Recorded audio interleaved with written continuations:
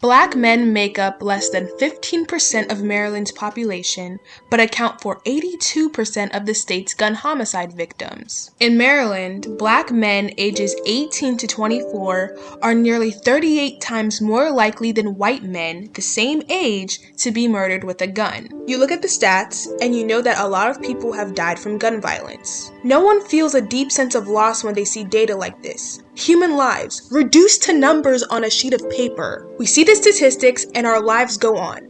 This project was designed to make you feel what's behind these statistics. In this episode, we're going to look into the life of Alice Oakes, who lost her two sons to the cruel hands of gun violence. So, Miss Alice,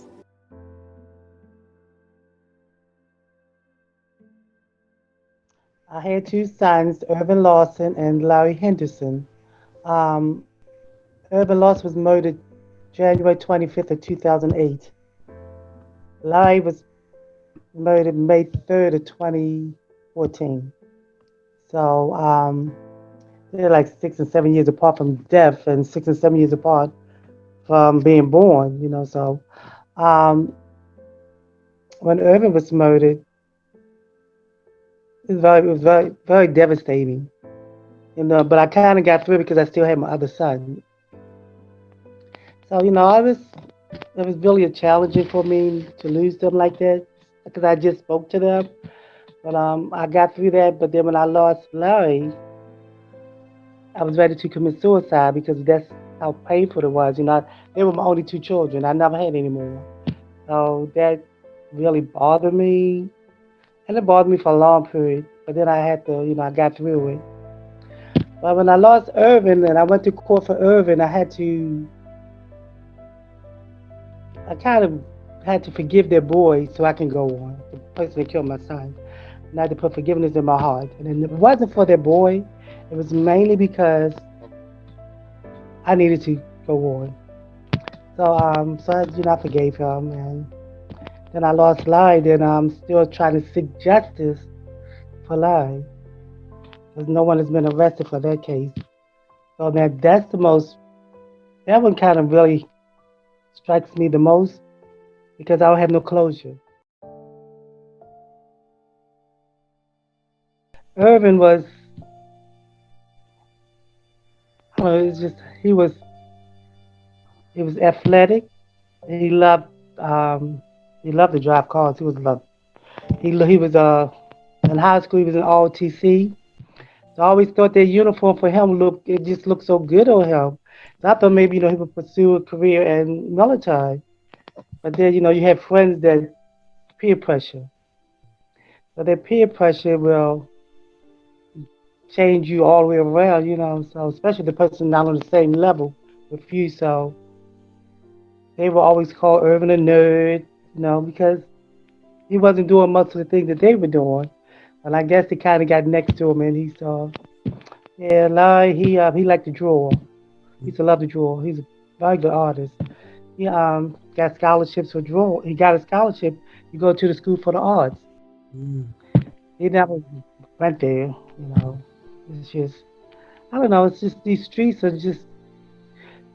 more of these kids' family than your own family, if you know what I mean. Mhm. You kind of listen to the streets more so than you do your family. So he never went to school for the arts, so that really bothered me. But he was a very talented young man. Both of my sons are very talented. Yeah, so but unfortunately, the gun violence just took them away. When I found out that my son was shot, I didn't know he was killed at the time. But my son Larry called me and told me we call Irvin nephew.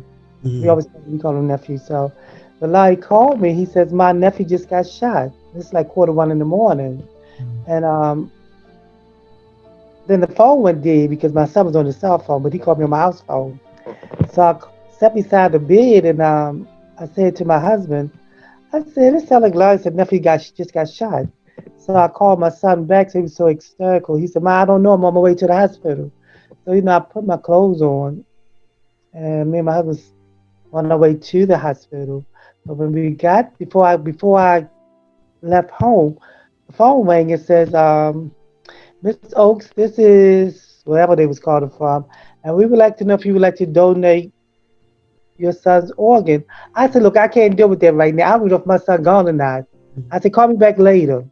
So they never called me back. I guess they was trying to preserve his organs before they. Well, I don't know, but I think it was very insensitive on my part because I didn't even know my son was gone.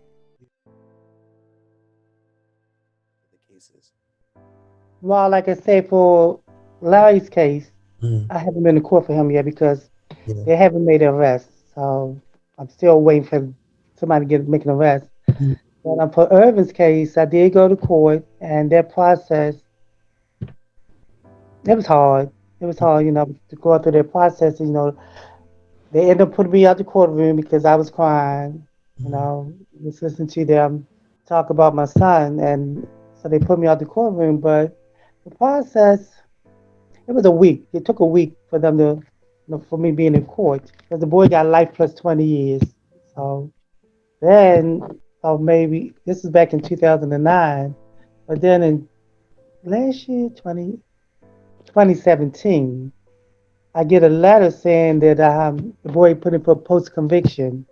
So we had to go back to court again. And so it was like we was going to start this trial all over again. And so the state's attorney, he came to me and says, "Oh, we're going to offer him a plea deal." That bothered me because the plea deal he offered him was 40 years. He's already done he's done 10 of those life plus. So now you offer him a plea deal, so that means he's going to do 20 and he's home. So he's already did 10, so now he's going to do 10 more, then he's coming home. So, to me, it's like a slap in the face. It's Yeah. like the system failed me, Mm-hmm. you know, because it's like, to me, the defendants, the perpetrators, they seem like they get more respect than I do. He's coming home and he can walk the streets and do whatever he wants to do with his children and his family. I don't have mine.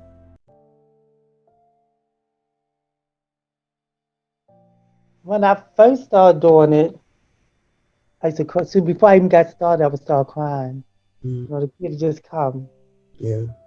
And then after I got myself together from the crying, then I could tell my story. So telling my story, it helped me, Mm. and I was hoping it would help someone else who's Yeah. going through the same pain. So I love telling my story. I love talking about my children. Mm. You know, and I work for the state's attorney's office. I work for the courts, Mm. and I see a lot of young people, but they come to the wrong office. They come into the public defender's office, we come to the state's attorney's office. And sometimes I'll try to talk to them and I'll let them know, I'll tell them my story about my sons. And I ask them, I say, are you tired of looking over your shoulders? Don't you want to have something more in life besides just trying to get out here and sell drugs? Because one day it's going to end up leading to death or going to jail. So I say, so I'm sure you wouldn't want your mother have to bury you or come to a jail to see you. And I just be talking to them, talking about my son and stuff. And they seem like they kind of listen and care. And Mm. then they'll thank me for, and they say, Miss I am, I'm gonna get myself together. I said, yeah, because you're only leading to two places.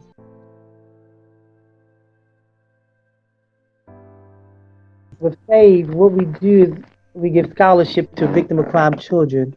So Mm. every year we give scholarships. We write letters to all the Baltimore City public schools. Yeah.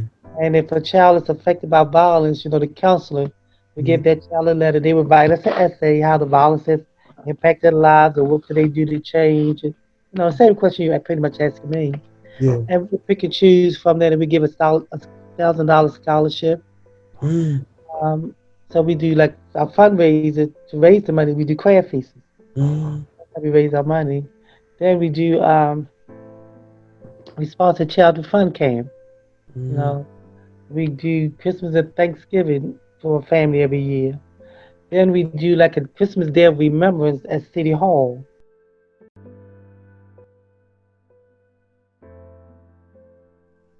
The state's attorney office has a bereavement center.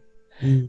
So you go there for, your counseling. And once you finish there, if you feel as though, had all the counseling and therapy that you need, then you venture out, where you can keep on going. So these ladies, well, maybe 6 or 7, I want to say ladies, they just formed the organization SAVE, Survivors Against Violence Everywhere. So that's how I got started. They were the ones that came up with the ideas of the scholarship and the fundraisers. And they was doing other stuff too to raise money, but then I guess some people was dying off or some people just stopped coming to the being Mm-hmm. involved in the organization. So when I got involved, I became the president. I liked what they were talking about as far as the scholarships, Mm-hmm. because we can help if we can help students who's going through a lot of, like with my granddaughter, for instance, a couple of my grandchildren, Mm-hmm. they have gone through. I was grieving so much I was in my grief process that I didn't think of my grandchildren. I didn't think of the other children. Mm-hmm. So then my granddaughter's mother called me one day and said that my granddaughter wasn't doing too good in school. She would holler out in class, just crying and stuff. And she was grieving her father.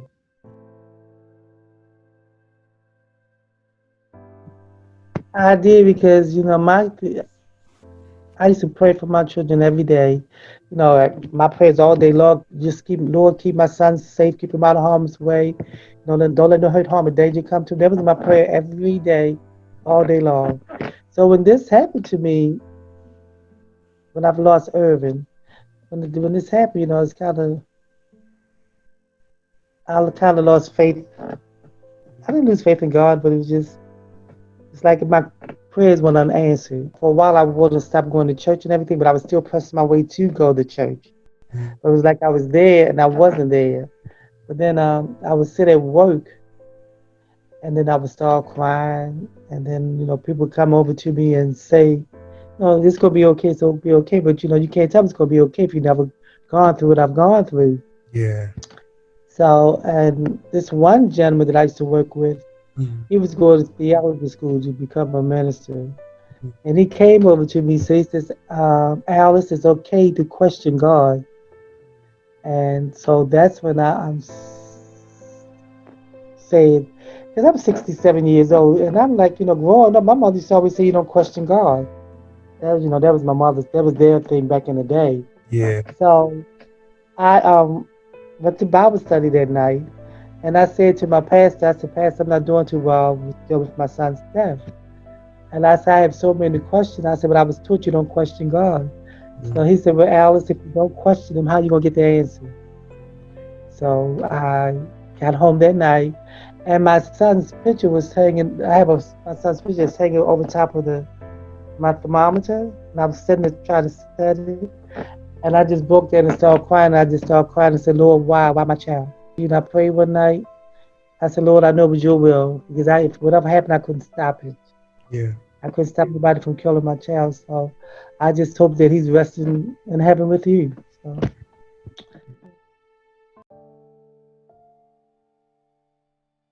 That I love people. I love to help people.